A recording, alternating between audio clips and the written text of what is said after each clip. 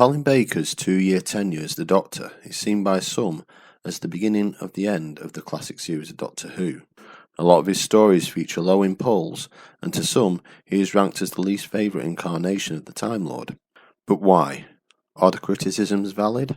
And has enough time passed to re-evaluate not just the 6th Doctor era, but Colin Baker's performance in the role overall? Stay tuned as we look into what went wrong with the 6th Doctor. Before we go into Colin Baker's tenure, we first have to go into the 12 months running up to his debut.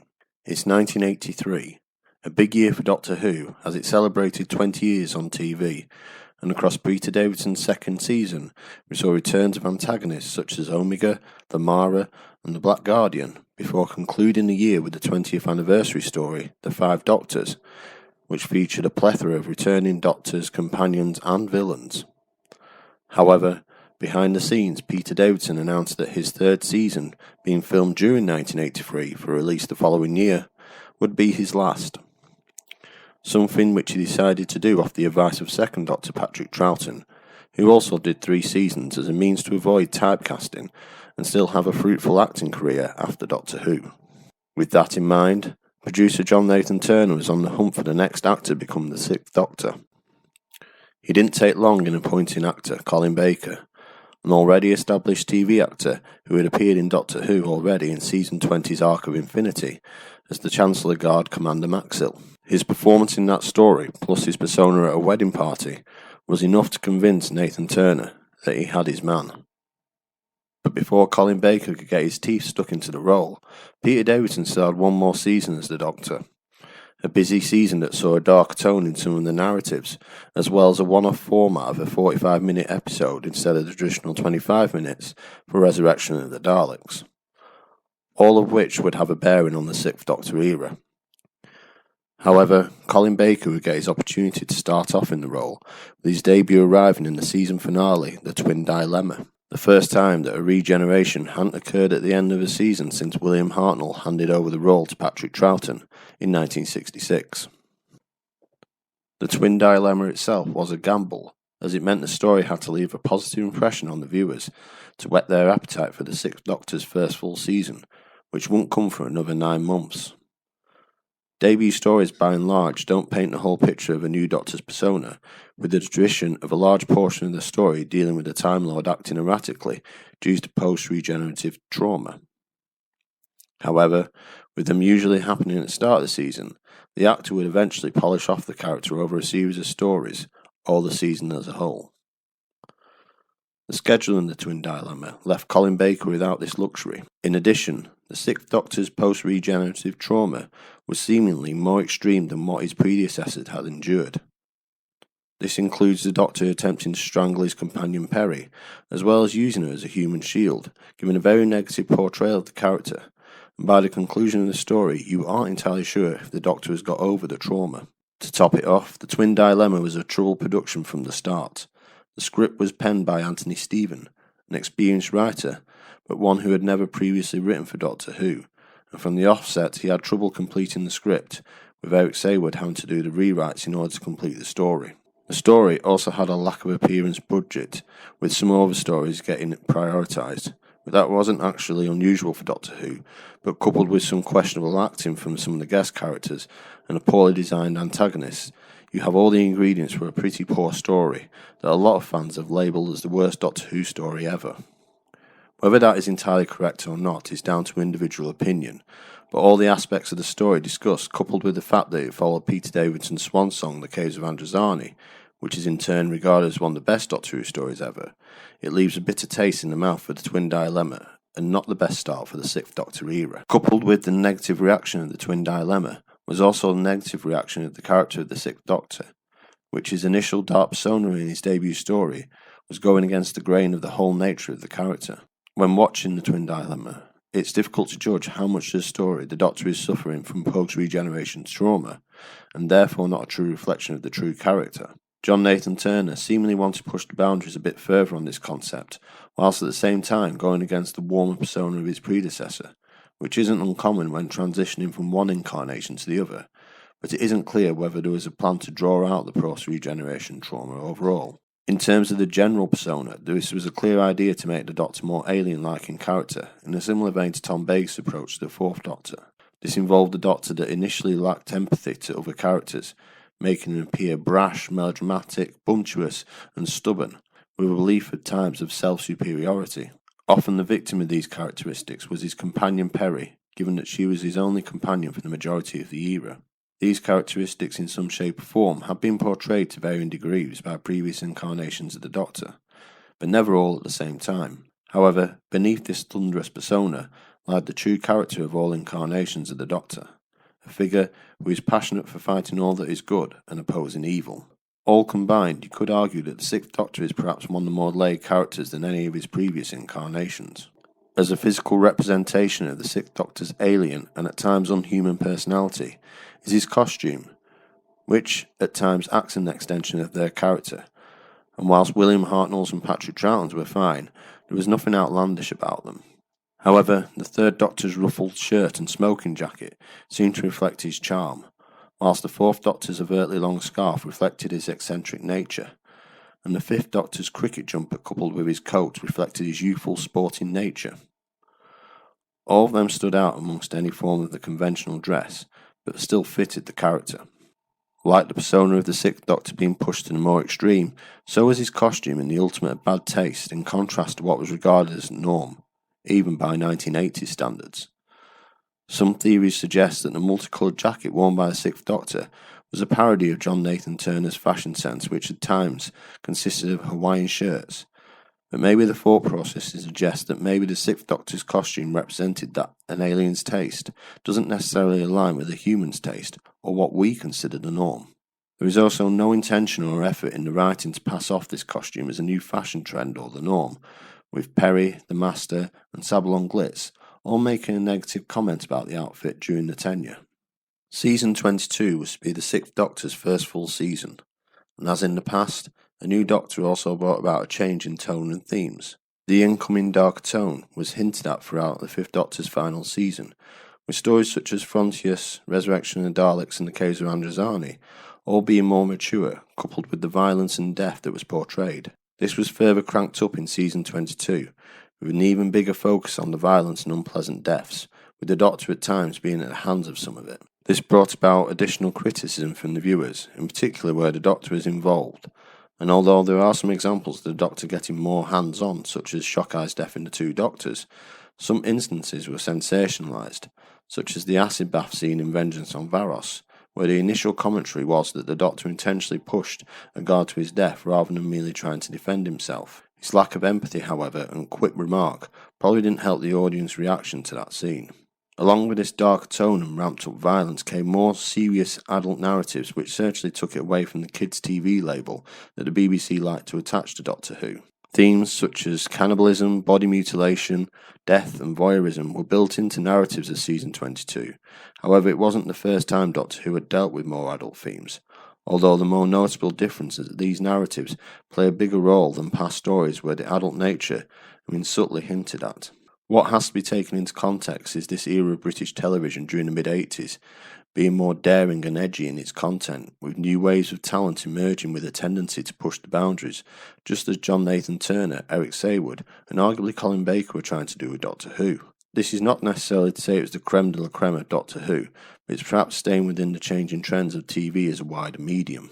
A new addition to Doctor Who during Season 22 was the episode length. With the exception of the 90-minute 20th anniversary special The Five Doctors and the two 45-minute episodes of The Resurrection of the Daleks, which was done to free up airtime for the Winter Olympics, Doctor Who traditionally followed a format of 25-minute episodes since its inception in 1963. Season 22 saw the introduction of a 45-minute episode in a two-part story format, with the exception of The Two Doctors, which was 3.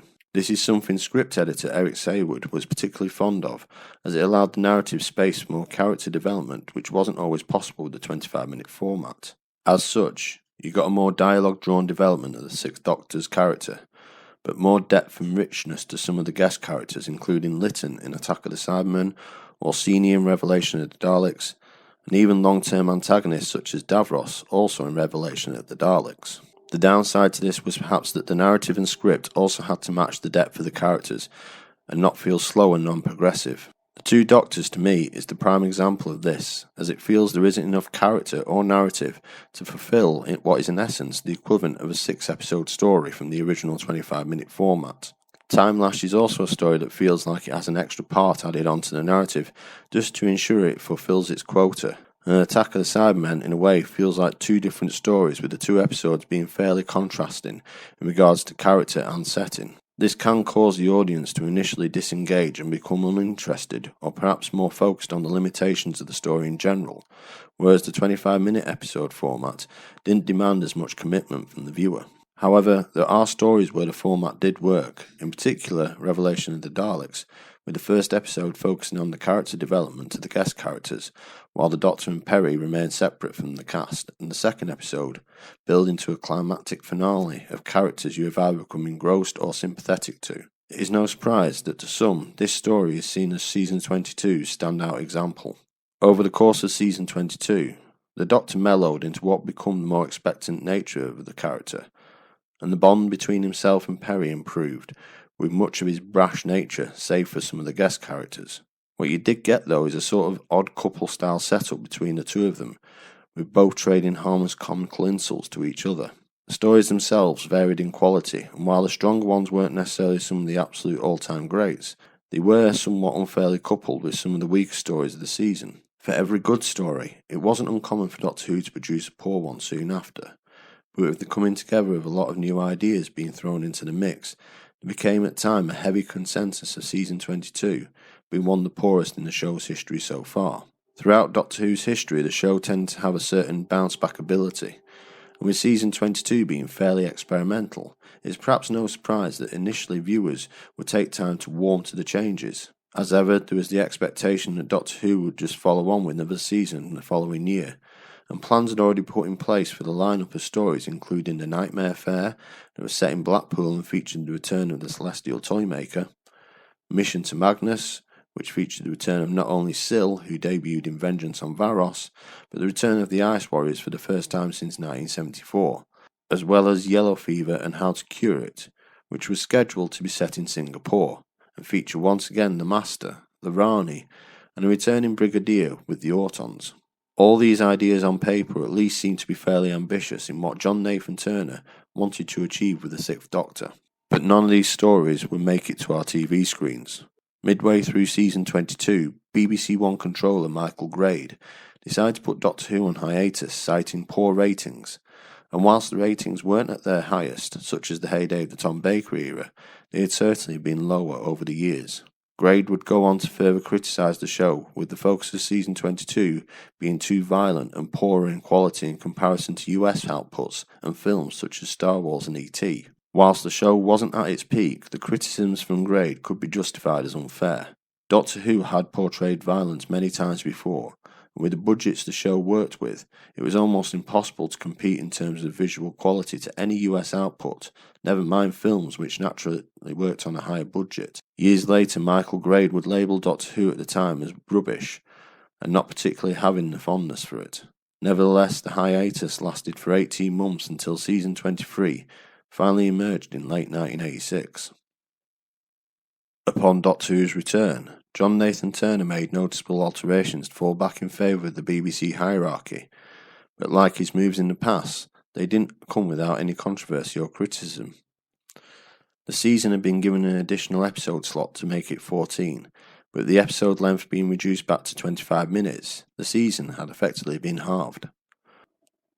John Nathan Turner ditched all of the original storylines intended for Season 23, and instead reflected with the show being on trial by the BBC, with the Doctor himself spending the season on trial with the story arc Trial of a Time Lord, with 4 stories connected by acting as evidence being used in a trial.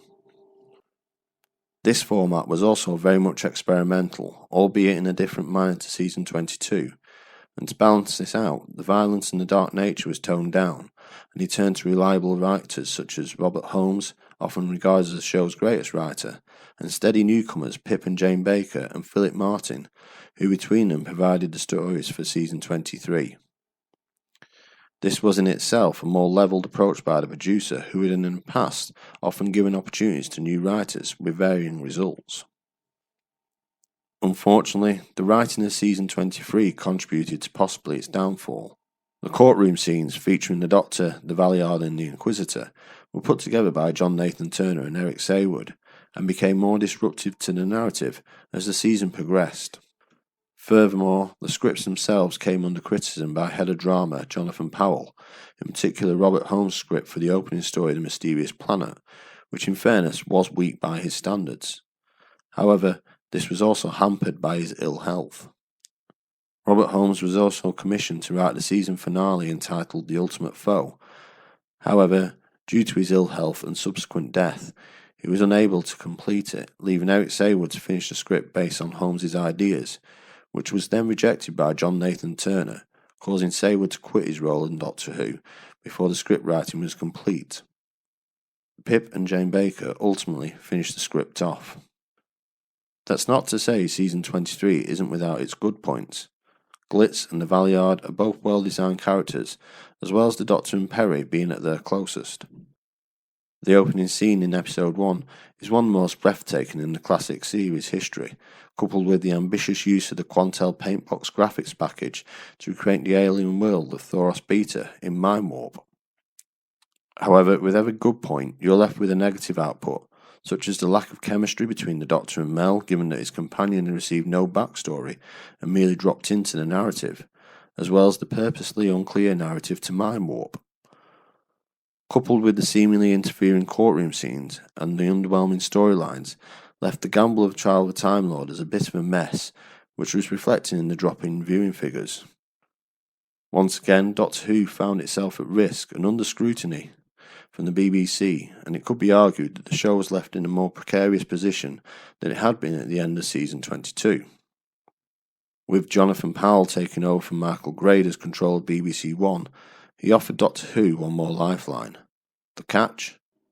The sacking of Colin Baker as the Doctor, with the opinion that the project of the Sixth Doctor had been a failure, and a revamp and a new direction could only be done with a new Doctor. Although unhappy with the outcome, Colin Baker offered to do season 24 and leave at the end, which was rejected. He then offered to do the opening story, but this was also rejected. In the end, Colin Baker was only offered the chance to film the regeneration sequence at the start of the new season, which he declined, which I can only assume was mainly on the grounds of pride and dissatisfaction of the way he may have felt he'd been scapegoated by the BBC. With that decision, the era of the Sixth Doctor had abruptly ended, and the era of the Seventh Doctor had arrived. However, the show had now been sent back to a midweek slot as opposed to a Saturday night viewing, and to make matters harder, it was up against the biggest show in the UK at the time, Coronation Street, which was being shown on ITV. John Nathan Turner had found himself with a new Doctor in Sylvester McCoy, but left the show facing an ever more difficult challenge, with budgets and scheduling all being reduced. The beginning of the end of the classic series had begun, and by late 1989 Doctor Who had been put on an indefinite hiatus, living on through the 90s, with alternative media, reruns and a 1996 TV movie starring Paul McCann being the only available output. It was not until 2005, under the stewardship of Russell T Davies, that Doctor Who would once again rise like a phoenix. John Nathan Turner was always wanting to mix things up and try new ideas, and this is something he often did through the 1980s, when he was producer of Doctor Who. You only need to look at when he took on the position during Tom Baker's final season to see how much it differed from the other 6 seasons of the Fourth Doctor era. A lot of the ideas that channeled through John Nathan Turner perhaps helped prolong the longevity of the show. But for every one good idea, there will always be one bad one round the corner, and in the end that kind of sums up the hit and miss nature of 1980s Doctor Who. That's not to say John Nathan Turner was a bad producer, quite the opposite. And you could argue that under his leadership the show hung on for longer than some of the powers of the BBC would have liked it to. The Sixth Doctor seems to me like a lot of ideas all coming together at once with not all of them paying off. A new Doctor's first season always tends to be about transition and settling into the role, and to me Colin Baker seemed to be doing that just as season 22 came to an end. However, this settling in period had technically taken 12 months, as opposed to the 3 to 6 months a season where Doctor Who would normally be on TV, due to the twin dilemma being tacked on to the end of season 21. Season 23 should have been the Sixth Doctor in full flow, and the proposed stories such as Nightmare Fair and Mission to Magnus seemed to offer that. But instead, the audience got the 18-month hiatus, an eventual season 23, which was Trial of a Time Lord, which was a mess underpinned with more issues with writers and a fractured relationship between John Nathan Turner and script editor Eric Saywood, as well as the idea of using the trial concept as a subconscious parody or satire of the BBC themselves, placing the show on trial in hindsight now seemed like a bad move. The sacking of Colin Baker left the Sixth Doctor without any dignified ending or conclusion either, which also didn't help matters. But how much of the troubled Sixth Doctor era is actually down to Colin Baker? In my opinion, none, or at the very worst, very little. Colin Baker is a good actor, and since his departure from the show, he often spoke of some of the things he personally disagreed with, in particular his costume, which he wasn't a fan of, and felt a costume akin to Christopher Eccleston's Ninth Doctor was more fitting to the persona he was trying to portray. It is clear that Colin Baker was willing to put a lot into the role and trying to bring something new, and whilst I'm not saying he would have been the greatest ever actor to play the Doctor, I feel that given time his stature would have grown.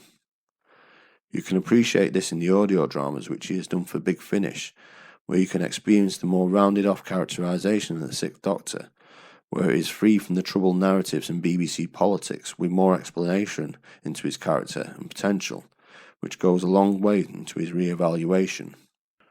To me, at the end of the day, the fault lies with John Nathan Turner and Eric Saywood for initially trying to push through a lot of new ideas into the mix, as well as the BBC's expectation and demands on the show at the same time. The option of debuting the Sixth Doctor with a twin dilemma, a story with a clear lack of budget and scripting issues being put on the end of season 21, seems to me one of the worst ideas ever done for the show. Season 21 should have ended with the Fifth Doctor's Caves of Androzani, which would allow the Sixth Doctor to fully debut in season 22.